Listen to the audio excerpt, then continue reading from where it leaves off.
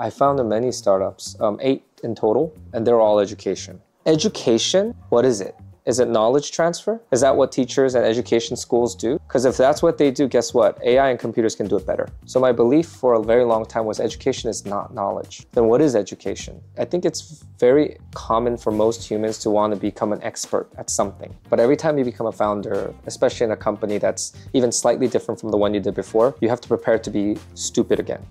Hi, my name is David E. I'm a general partner at the Ethos Fund. Ethos Fund is an early stage VC fund that's based out of the United States. Our thesis is to focus between Asia and the United States, in particular, Vietnam and USA. Vietnam is going to surprise the world more than it already has. I think Vietnam is a country with unique advantages that the rest of the Asian countries don't have. If you were to think about Korea, Japan, or China, those people in Southeast Asia, what would you think? You'd think, holy crap, they're gonna take over Southeast Asia, right? It's exactly what's gonna happen here.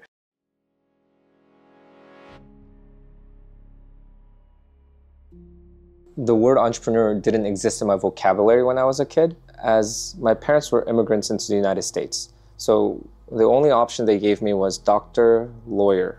So I did become a lawyer. But as a kid, I didn't want to be a lawyer or a doctor. I wanted to be an FBI police officer because I thought I wanted to save the world, help people. And then when I got older, I realized, wait a minute, I don't want to die on duty. So maybe I should be a doctor because that's saving people and helping people. But my parents got sued while in America, and that's what changed my vision of, hey, maybe I should be a lawyer, because my parents didn't speak as much English as Americans who were born in America do. They're immigrants, right? So it's typical when they get a letter that's that scary from other lawyers that they don't know how to read it and process it. So me, as the eldest son of the family, I was the one reading all of it, trying to figure out what was happening. So imagine you're a 14, 15-year-old reading legal documents. It wasn't a pleasant experience. And they got sued for something that they didn't do anything wrong. They eventually won that lawsuit, but it took over 3 years. So that really shaped my view of business, justice, and what's right and wrong. The critical moment happened when I was in Silicon Valley as a lawyer. One of the clients that came into the office, he was a 23-year-old guy who raised over $23 million. And that got me thinking, oh my gosh, that guy is not as smart as me. And he's doing what? He didn't have to study so hard and get a PhD and everything. He had a simple vision and the boldness to execute. And he raised $23 million and was building this amazing business. So what am I doing? I don't want to just help other people's dream come true as a lawyer. I want to be building my dream. And so that's where the entrepreneurial flip happened. And so I started a tutoring company that tutored the law school admissions test. It started as one-on-one tutoring. I was so happy when I made the first client happen. They paid me $50 to teach them. Eventually it scaled where I was charging close to $1,000 an hour for my time. And I had an army of tutors teaching. LSAT Sente quickly became the fastest LSAT tutoring company in Chicago at the time. We had very good traction. And that was my first for-profit business.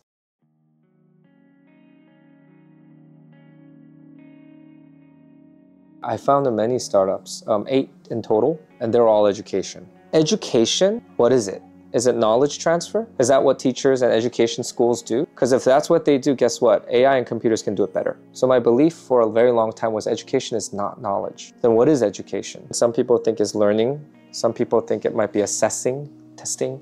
I think education is more about navigating. It's to help children, adults even, discover themselves and navigate it the right way so then they can achieve their goals and dreams in a fulsome way. Education is all about one human bringing another human to the next level. The reason I focused and stayed in education is I never had the boom success in education. You know what? All the smartest people, all my smart classmates, they run to finance, medicine, law, tech, but they don't want to do education. Education ends up being for those who have a lot of love and heart, but the ones that could really have the brains, at least in the US, go to Wall Street, Silicon Valley, or medicine. So I thought, I have a unique advantage here. I can be some of the best. To this day, if I were to ask anybody and anywhere, what is the Google of education? It's really hard to talk about who that is. So the ugly why I kept with it is because of this grit, this I'm never gonna give up till I make the Google of education happen. The thing about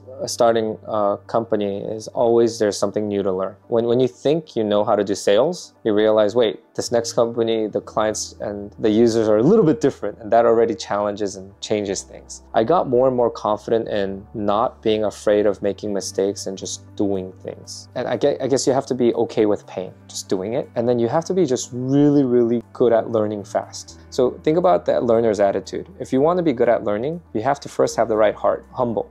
You have to be okay with learning. That means you have to okay with yourself being a newborn beginner who doesn't know anything and learn from other people. That's really hard because I think it's very common for most humans to want to become an expert at something. But every time you become a founder, especially in a company that's even slightly different from the one you did before, you have to prepare to be stupid again. So that's hard. Even for me, if I suddenly decided, hey, you know what, I'm going to start a new tech company that utilizes AI to help schools become more efficient. Believe me, even if I've been in education for so long, now I have to learn everything over again for 80% of these things. And that's difficult, both emotionally, mentally, and just spiritually. It's very hard. But what I got good at was being okay with that. And now, I don't know, now that I'm older and I've seen a lot of education, I've helped many, many education companies. I've helped many universities. I've done many $1 billion worth of deals between education companies. I'm getting more and more convinced maybe education is not like Google and Meta.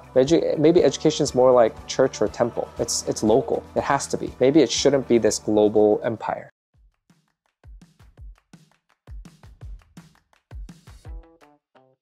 Maybe this is contrarian and counterintuitive, but I think the economic situation is really good for founders. When I talk to other investors and tech people, we're like, tech bros are back. Seriously, it's back. The US economy is going to get better. And because the economy gets better, that's going to have a trickle-down effect for sure.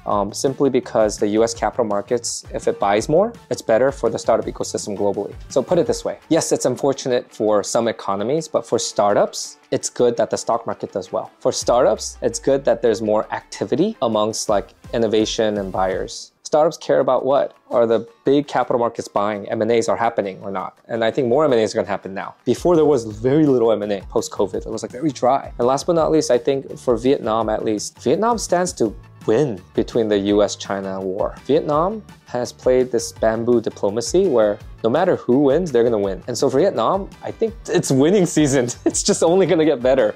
So I don't see this as a detriment actually to the macro of startup ecosystem, especially in the global play. It's actually, the next 4 years is gonna be really, really good for startups, especially in Vietnam.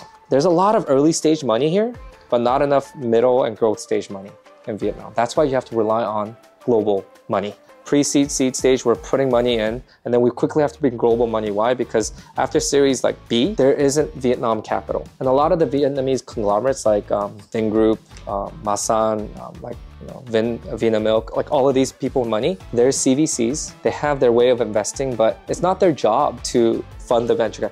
They're doing, these big conglomerates are doing their own innovation, their own growth. And that's great. But what these Series B company needs is non-conglomerates like iBanks and later stage funds to invest in them. There is very little barrier for foreign investors to want to invest. It's a knowledge gap. Vietnam as an economy, just like it was in Japan, Korea, and China, right now, it's at a stage where the government and the country doesn't want money to go out. It makes sense. You need to keep the money in. So thankfully, there's a lot of laws and ways, legal ways that you could partner with Singapore's holdings or US to get the money in and out. So number one, I think Vietnamese startups and founders have to be smarter in law than most founders out of Vietnam, because you have to work global legal structure before every other founder. Most founders in other countries just have to worry about their local law. But in Vietnam, you have to be legally smart from the beginning if you're going to take global money. So that's one. Secondly, look, if you're going to attract global money, you have to be globally fluent in communication. Vietnamese English speaking ability is very high, or Chinese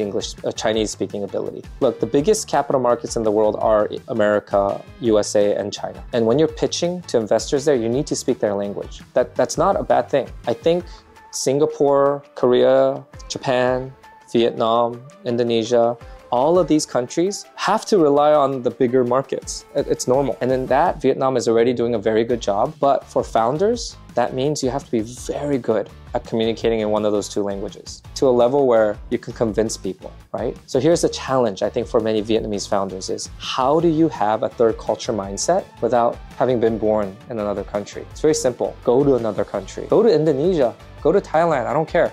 Travel a little more because yeah, you can look at TikTok and YouTube, but that's not the same as going to that country, being uncomfortable, hitting language barriers, observing because your survival instincts are so high, and then forcing it to mix with what you're doing. So my advice to a lot of founders who are in Vietnam is, look, unless you're a third culture, you're going to look very local to a lot of investors. And that's hard for me to invest in you because I need you to go global. So travel.